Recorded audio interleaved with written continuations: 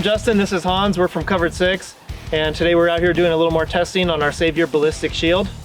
All right, and as you can see, we fired 4 rounds of 9mm center mass. We also followed that up with 3 rounds of 12 gauge buckshot and 1 1-ounce slug.